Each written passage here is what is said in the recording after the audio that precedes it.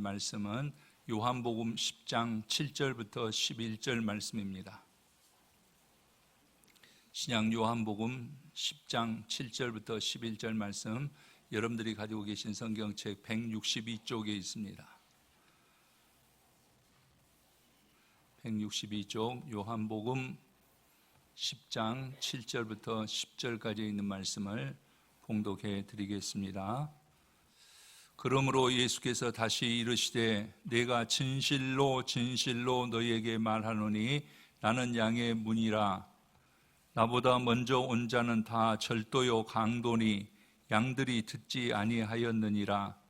내가 문이니 누구든지 나로 말미암아 들어가면 구원을 받고 또는 들어가며 나오며 꼴을 얻으리라. 도둑이 오는 것은 도둑질하고 죽이고 멸망시키려는 것뿐이요 내가 온 것은 양으로 생명을 얻게 하고 더 풍성히 얻게 하려는 것이니라. 아멘. 할렐루야. 오늘 또 하나님께 예배드리는 우리 성도님들에게 하나님께서 은혜 베풀어 주시고 하나님께서 의로운 오른손으로 붙들어 주시고 또 품에 안아서 새 힘 주시기를 주님의 이름으로 간절히 축원합니다. 세상과 다른 하나님의 품 안에서의 안식을 누리는 시간 되시기를 바랍니다. 우리 서로 옆에 분들하고 함께 인사 나누도록 하겠습니다. 주의 이름으로 축복합니다. 하나님의 은혜가 함께 하시기를 바랍니다. 우리 2층에서도 함께 인사해 주시고요. 언제나 느끼는 거지만은 하나님께서 가장 흐뭇해 하시는 시간이 아닐까 싶습니다. 자녀들이 서로 연합하여 동거함이 어찌 그리 선하고 아름다운고 했던 것처럼 하나님께서 은혜 베풀어 주시기를 간절히 바랍니다. 오늘의 말씀의 제목은 판단과 선택입니다. 그리스도인들은 어떤 판단을 해야 되고 어떤 선택을 해야 될 것인가에 대해서 함께 은혜를 나누고자 합니다. 프랑스의 유명한 철학자였던 데카르트는 나는 생각한다, 고로 존재한다. 인간의 존재의 의미를 생각에서부터 시작하는 것을 우리는 볼 수가 있습니다. 인생이란 순간순간 또 매일매일 선택하면서 판단하고 선택하면서 살아가는 것입니다. 오늘도 우리가 선택하고 이 자리에 나왔습니다. 여러분들의 판단이 하나님께 예배드리고 하나님의 백성으로 하나님 앞에 나와서 하나님께 예배드리는 것이 좋은 선택이요 판단이었다는 것을 여러분들은 아시기에 오늘 그리하신 줄 압니다. 다시 한번 하나님께서 그런 판단과 선택을 주신 선택을 하게 해주신 것을 하나님께서 축복하여 주시기를 간절히 바랍니다. 그리스도인된 우리도 마찬가지입니다. 세상 사람들과 다를 바가 없는데 판단을 해서 좋은 선택을 하면은 신앙생활도 잘하고 성공적인 삶을 살게 됩니다. 그러나 잘못된 판단으로 선택을 하면은 신앙생활도 못하고 삶도 어려워지는 것을 우리는 알아야 됩니다. 어떤 사람이 돼지를 애완용으로 기르기로 마음을 먹었습니다. 매일 목욕도 시키고 빗질도 하고 향수도 뿌려주고 또 옷도 해 입히고 액세서리도 달아주고 좋은 깨끗한 음식을 먹이곤 했습니다. 그러던 어느 날 이 주인이 외출하였다가 돌아오니까 이 돼지가 밖으로 나가서 진흙탕 속을 질퍽거리고 다니고 또 쓰레기통을 뒤지느라고 엉망이 되었던 것을 보게 됩니다. 이 주인은 난감했습니다. 그날 밤 꿈에 어떤 노인이 나타나서 이렇게 말합니다. 내가 해결해 줄 테니 이 일로 더 이상 걱정을 하지 말아라 라는 것이었습니다. 그리고 돼지의 마음을 꺼내고 그 마음 속에다 예쁜 강아지의 마음을 넣어 주었답니다. 깜짝 놀라서 깨어보니까 그 다음부터 돼지는 더 이상 더러운 돼지가 아니라 깨끗한 돼지로 변해 있었다는 우화입니다. 이 우화를 통해서 말하고자 하는 것은 뭐였냐면은 사람으로 하여금 바르게 살게 하는데 결정적인 것은 사람의 마음과 정신에 깃들여져 있다라는 것이었습니다. 아무리 좋은 환경, 최고의 교육을 받았다고 할지라도 우리가 현실 속에서 보는 바와 같이 일시적이고 표면적으로는 그렇게 보일지 모르지만은 마음과 정신을 바로잡기 전까지는 변화된 삶을 기대할 수 없다, 그런 말입니다. 그러기에 어떤 마음을 가지고 생각하고 행동을 하느냐가 대단히 중요합니다. 우리가 익히 들어서 알고 있는 말씀이지만 다시 한번 확인해 보면은 생각을 조심하라, 행동이 된다. 행동을 조심해라, 습관이 된다. 습관을 조심해라, 성격이 된다. 성격을 조심해라, 너희 운명이 결정될 것이다 라는 말이 있습니다. 생각에서부터 어떤 생각을 하냐에 따라서 그 인생의 삶이 결정되어진다, 그런 말입니다. 그러기에 오늘 우리는 좋은 생각과 좋은 판단, 그 다음에 좋은 선택, 그리고 잘못된 것을 선택하지 않을 것을 생각하면서 함께 살펴보도록 하겠습니다. 먼저 우리는 잘못된 생각은 잘못된 결과를 가져온다라는 것을 알아야 됩니다. 그 첫 번째로 욕심으로 판단하고 선택하면 안 됩니다. 오 하나님이라는 희극이 있습니다. 이 희극을 통해서 작가가 말하고자 하는 것은 뭐냐? 하나님께서 아담과 하와를 창조하시고 그들에게 옷을 입혀주지 않은 이유를 설명합니다. 사람들은 옷을 받자마자 주머니가 달려 있어야 된다고 요구할 것이고, 주머니를 달아주면 돈으로 채워달라고 요구할 것이고, 돈이 채워지면은 그 순간부터 모든 사고가 시작될 것이다라는 것을 말하고자 했습니다. 우리가 이스라엘 백성을 언제나 요 주위에서 보는데, 이스라엘 백성도 애굽에서 하나님께서 그들을 인도해 내실 때에 10가지 재앙을 그들은 보았습니다. 또 홍해를 가르는 역사, 그들 앞에 낮에는 구름 기둥으로 밤에는 불 기둥으로 인도하고, 또 그들에게 매일 하나님께서는 만나를 주어 먹게 하여 주시고 반석에서 물이 나는 인도함을 받게 했습니다. 그런데 민수기 11장으로 가서 우리가 보면은 이스라엘 백성들이 그것으로 만족하지 못하고 고기가 먹고 싶다고 그럽니다. 파도 먹고 싶고 부추도 먹고 싶고 외도 먹고 싶고 수박도 먹고 싶다. 하나님 앞에 원망하는 것을 볼 수가 있습니다. 그래서 하나님께서는 그들의 요구를 들어주셔서 바람이 불게 하고, 그 바람에 따라서 메추라기가 날아왔는데 이스라엘 백성들이 그 고기를 거두는데 90호멜이라는 많은 양을 거둡니다. 우리 지금 무게로 하면은 180kg 거두었다는 거예요. 한 사람당 180kg의 고기를 거두어서 그것을 먹게 되는데, 그것이 아직도 그들의 입사이에서 넘어가기도 전에 하나님께서는 그들을 치셨다라고 합니다. 그래서 그들의 죽음을 묻었던 그 무덤을 기브롯 핫다와라라 이렇게 말합니다. 그 뜻은 뭐냐면 욕망의 무덤이다라는 뜻이었습니다. 욕심이 앞서면 바른 생각과 바른 선택을 할 수 없는 것입니다. 100원짜리 동전 하나만 가지고도 눈을 가리면 태양도 볼 수가 없는 것을 우리들은 알 수가 있습니다. 욕심과 탐욕은 우리의 판단을 흐르게 하고 파멸을 이끌어갑니다. 저는 언제나 그런 생각을 합니다. 하나님께서 내게 주신 것만이 진짜 내 것이다. 내 욕망을 통해서 얻은 그것은 거짓된 것이다 라는 겁니다. 오늘 이 시간 우리가 욕심으로 판단하고 선택하지 말고 하나님께서 주시는 것으로 만족할 수 있고 하나님께서 주실 은혜의 성도님들이 되시기를 간절히 축원합니다. 두 번째로 홧김에 판단하고 선택하면 안 됩니다. 홧김에 결정에서도 안 되고 선택에서도 안 됩니다. 분노 중에 판단을 내리면은 현명한 선택을 할 수 없어서 나중에 후회하기 때문에 그렇습니다. 사람들은 홧김에 모든 것을 판단하고 선택할 때가 많이 있는데, 모세 같은 사람도 그런 오류를 범한 것을 볼 수 있습니다. 이스라엘 백성들이 물이 없어서 힘들어하면서 하나님을 다시 원망할 때에 하나님 앞에 모세는 기도합니다.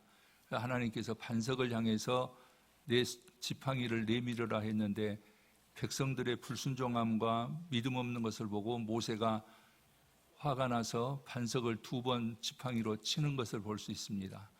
하나님께서는 그것을 기뻐하지 않으셨습니다. 그래서 비록 모세지만은 나중에 하나님께서 약속한 땅, 가나안 땅에 들어가지 못했던 것을 우리는 기억해야 됩니다. 감정이 가라앉힌 후에 판단하고 선택해야 됩니다.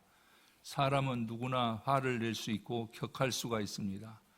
그러나 바울은 이러한 우리 인간들을 알기에 에베소서 4장 26절 27절에서 이렇게 말하고 있습니다. 우리 한번 읽어보도록 하겠습니다. 시작. 분을 내어도 죄를 짓지 말며 해가 지도록 분을 품지 말고 마귀에게 틈을 주지 말라. 분을 내는 것은 마귀에게 틈을 주는 것이다 라는 거예요. 그리고 분을 내도 해가 넘도록 하지 말아라 라고 말해주고 있습니다. 분을 품고 판단하고 선택하면은 100% 잘못된 결과를 가져오고 두고 후회하기 때문에 우리는 홧김에 판단하고 홧김에 선택해서는 안 된다 그런 말입니다. 세 번째로 보면은 거짓된 마음으로 판단하고 선택하면 안 됩니다. 무슨 일이든지 맑은 양심과 진실한 마음으로 해야 할 것입니다. 속임수를 쓰거나 거짓으로 하는 일은 그 값을 치르게 되더라고요. 일시적으로 이득을 보고 성공한다고 해도 나중에 더 큰 손해를 보고 더 큰 낭패를 당하게 되는 것을 여러분 우리 주변에서 얼마든지 우리는 경험하고 있습니다. 왜냐하면 사탄은 거짓의 아비이기 때문에 그렇습니다. 사탄이 아담과 하와에게 말합니다. 선악을 알게 하는 나무의 열매를 하나님께서 따먹지 못하게 하더냐. 그러면서 말합니다. 왜 그런 줄 아느냐. 내 눈이 밝아져서 내가 하나님과 같이 될 것이다 라는 말에 아담과 하와는 속습니다. 그래서 선악을 알게 하는 나무를 따먹은 그 결과는 오늘 우리들에게까지 원죄가 되었던 것을 잘 알고 있습니다. 사탄은 속이는 자입니다. 사탄은 진정한 성공과 행복을 보장해 주지 못합니다. 그래서 예수님께서는 우리에게 말씀하십니다. 요한복음 8장 44절을 우리가 보도록 하겠습니다. 좀 길지만 함께 보겠습니다. 시작. 너희는 너희의 아비 마귀에게서 났으니 너희 아비의 욕심대로 너희도 행하고자 하느니라. 그는 처음부터 살인한 자요 진리가 그 속에 없으므로 진리에 서지 못하고 거짓을 말할 때에 말하나니 이는 그가 거짓말장이요 거짓의 아비가 되었음이라. 예수님의 말씀입니다. 이 예수님의 말씀 속에서 보면은 욕심도 또 살인도 거짓도 모두 마귀로부터 오는 것임을 말하고 있습니다. 얼마 전에 신문에서 한 교수가 한 글이 생각나서 여러분들에게 소개해 드립니다. 한국 사회를 말할 때에 한국은 도둑이 전국을 점령하고 나라를 요리해 먹는 사회라고 지적하면서 한국 사람들의 가장 큰 문제는 정직성의 회복이다라고 말한 것을 보았습니다. 우리는 비밀을 가져도 하나님 앞에서 부끄러움이 없는 것, 어느 날 모든 사람에게 알려줘도 부끄러움이 없는 비밀을 가지고 살아야 됩니다. 그러므로 항상 우리의 중심을 꿰뚫어 보시고 모르는 것이 없으신 하나님 앞에서 거짓 없이 진실하게 사는 것이 지혜로운 삶입니다. 왜 그런가 하면은 하나님께서 책임져 주셔야 되기 때문에 그렇습니다. 거짓은 마귀의 속임수입니다. 우리는 하나님께서 책임져 주시는 삶을 살아야 됩니다. 저는 기도할 때 그런 기도를 많이 하고 기도 부탁을 받을 때 진실되게 기도하면서 그렇게 기도합니다. 하나님께서 책임져 주시라. 그럴 때 진정한 마음의 평안이 있고 하나님께서 책임져 주시는 것을 깨닫게 됩니다. 우리 성도님들도 거짓된 것은 세상 것이고 마귀의 것이니까 버리고 우리 하나님 앞에 진실되게 구하고 하나님께로부터 응답받는 보장되는 귀한 삶이 되시기를 간절히 축원합니다. 네 번째로는 미움을 품고 판단하고 선택하지 말 것입니다. 사랑은 하나님께로부터 온 것이며 미움은 마귀로부터 온 것입니다. 그러므로 하나님의 뜻대로 살고자 한다면 모든 일에 사랑이 동기가 되어야 됩니다. 진실된 사랑의 동기에서 좋은 열매가 맺어집니다. 미움은 우리에게 사실 도움이 되지 않습니다. 미움을 심었는데 사랑의 열매가 맺어질 수 있겠습니까? 그럴 수가 없습니다. 우리 마음이 아직 미움이 자리 잡고 있다고 한다면 이 예배를 드리는 순간 다 떨쳐버리시기 바랍니다. 하나님 앞에 은혜 받고 우리를 하나님 앞에 보여드리기 위해서 예배 드리는 거 아니겠습니까? 그런데 미움이 우리에게서 있다고 한다면 이 시간 예배 드리는 이 시간 그 미움을 다 버려버리시기를 바랍니다. 우리 주님의 평안이 여러분 안에 임하시기를 바랍니다.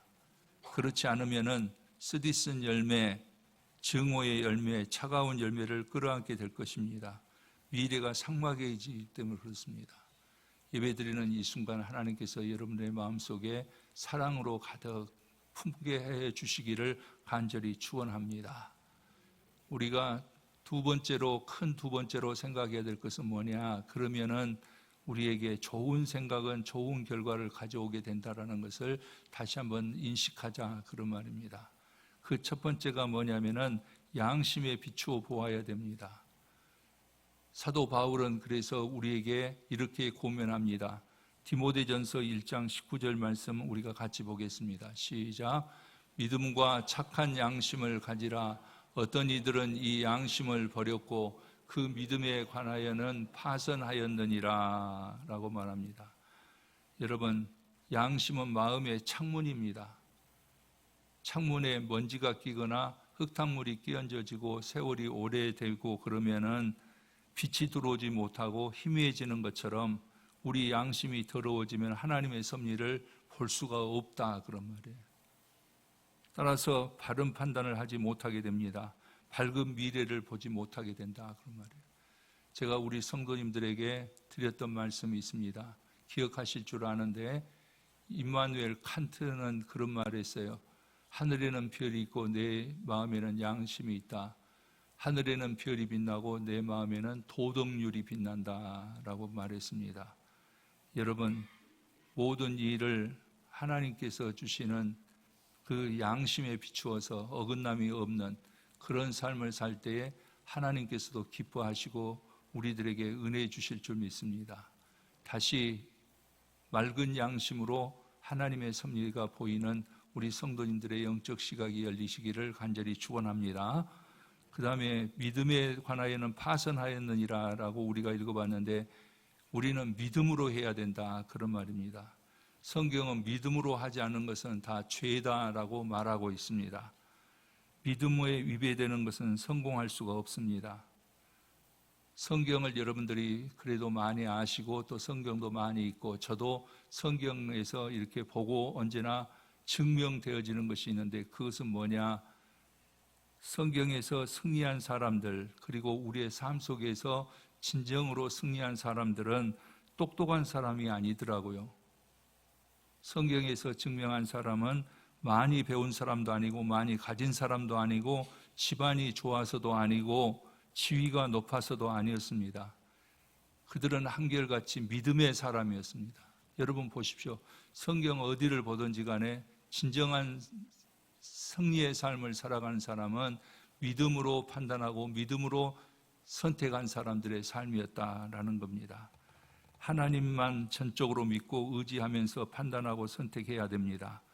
어떤 경우에도 믿음에 관하여서는 파선하지 말아야 해요. 저는 예레미야서 7장 17장 7절 8절 말씀을 좋아하는데 거기 보면 하나님을 의지하고 하나님을 의뢰하는 그 사람은 복을 받을 것이다 그랬습니다. 그는 시냇가에 심은 나무처럼 더위가 올지라도 두려워 아니하며 그 잎이 청청하며 가무는 해에도 결실이 그치지 아니함 같으리라 그랬습니다. 이 은혜가 우리 성도님들과 함께 하시기 바랍니다. 믿음이 있기 때문에 하나님으로부터 도움이 임하는 우리 성도님들의 삶이 되시기를 바랍니다. 하나님은 우리가 만나야 될 큰 도움이시기 때문에 그렇습니다.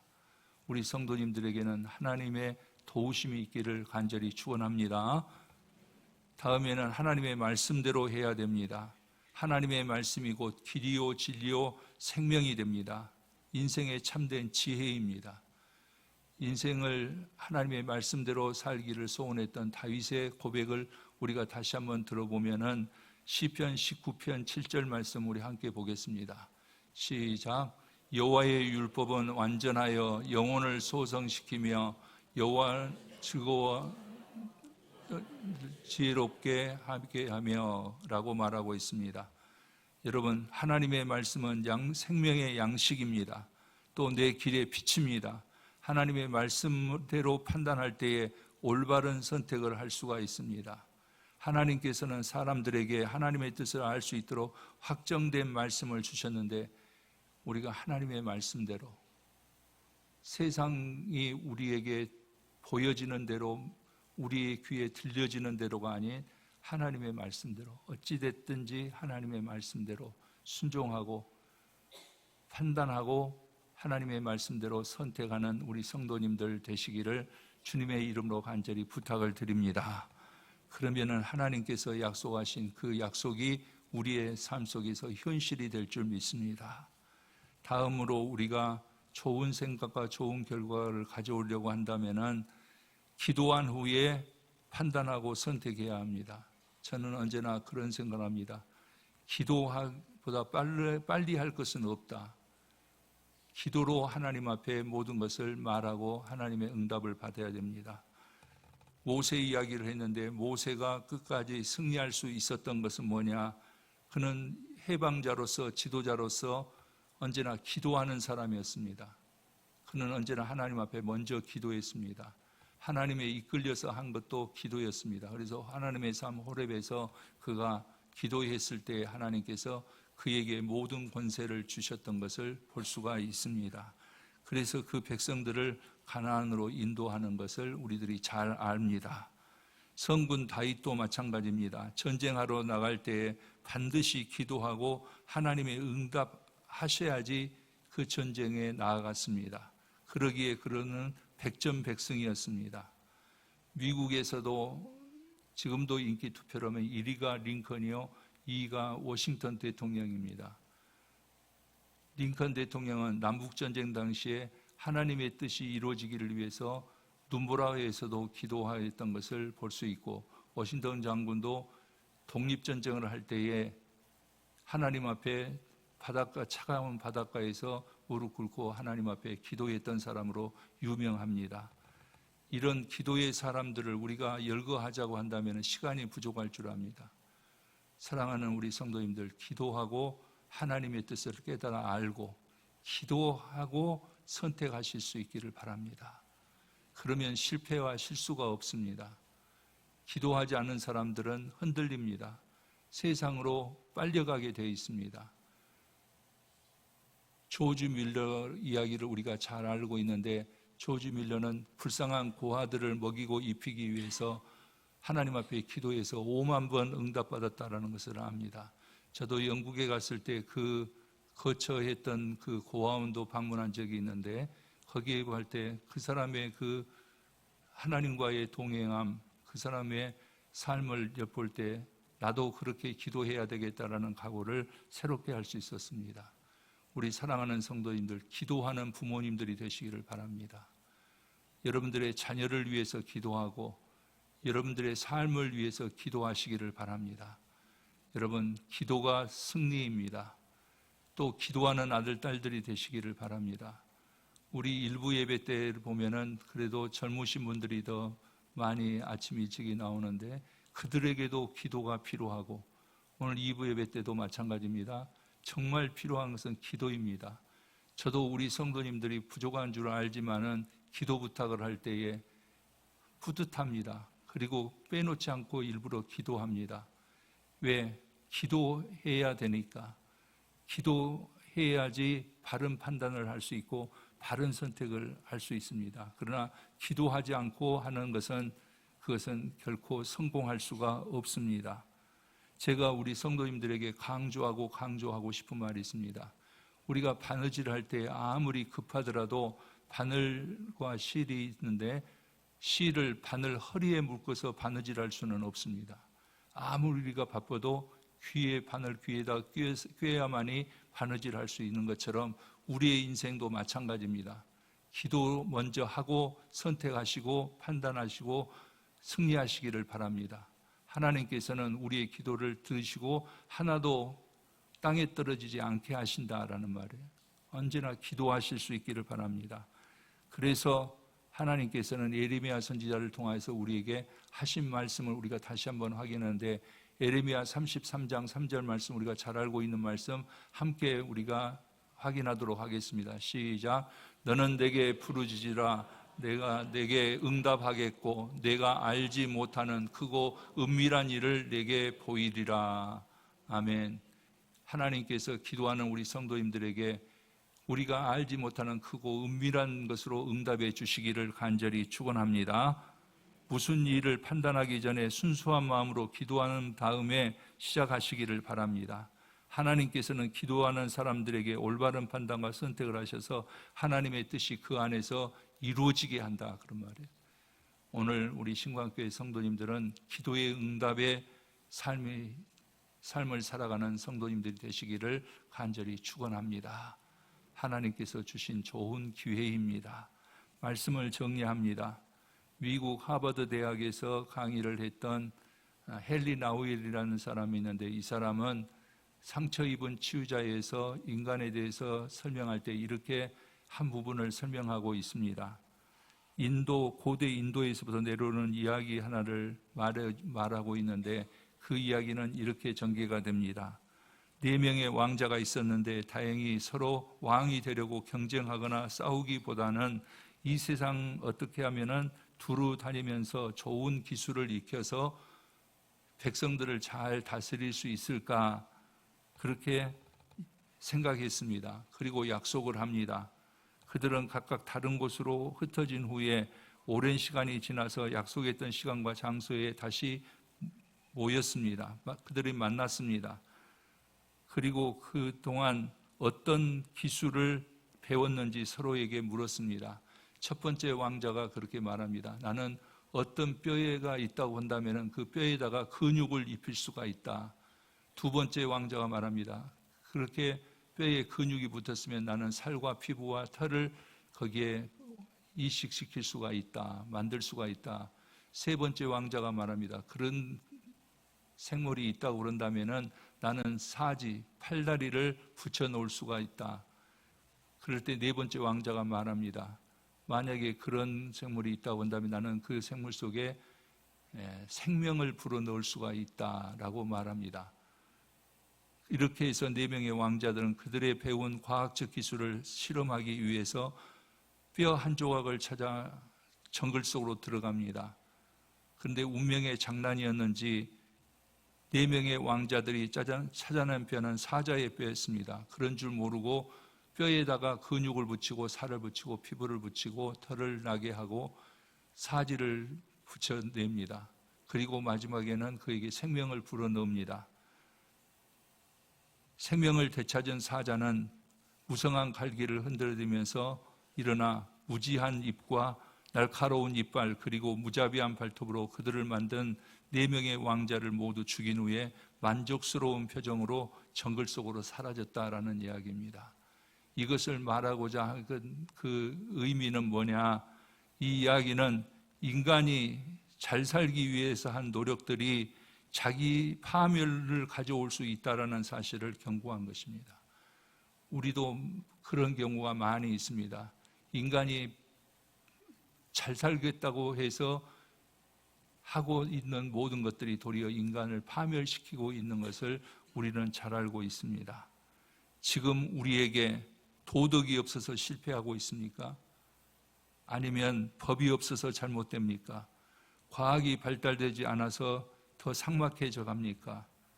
불신이 깊어져가는 이 세대를 향해서 예수님께서 하고 싶은 말씀이 무엇이었는가를 저는 생각했습니다. 그것은 오늘 본문의 말씀입니다.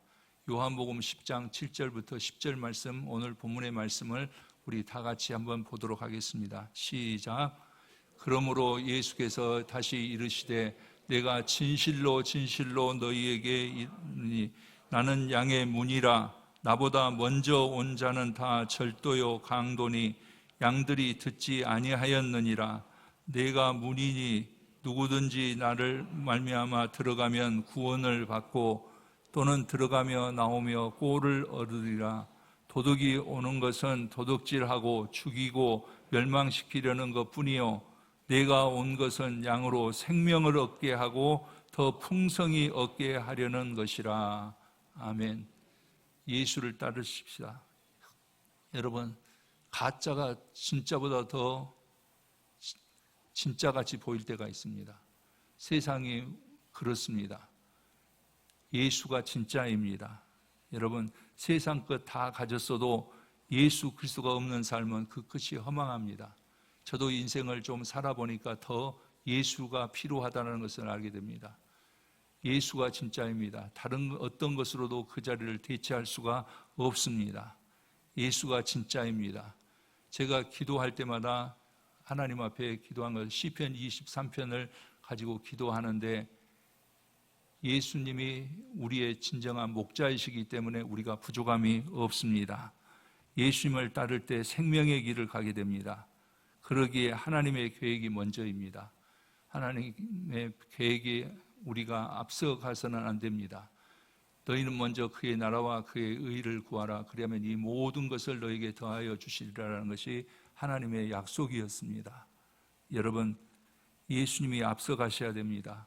거기에 길이 있고 거기에 진실이 있고 거기에 생명이 있기 때문에 그렇습니다. 저는 마지막으로 우리 성도님들에게 충심으로 말씀드리고 싶습니다. 우직하게 묵묵히 주님을 따르십시다. 주님을 기대하십시다. 왜 그런가 하면 그때에 우리에게 밝은 길이 열릴 것이요 거기에 생명이 있기 때문에 그렇습니다. 그리고 복된 일이 일어날 것입니다. 사랑하는 성도님들에게 이 은혜가 있으시기를 주님의 이름으로 간절히 축원합니다. 기도드리겠습니다.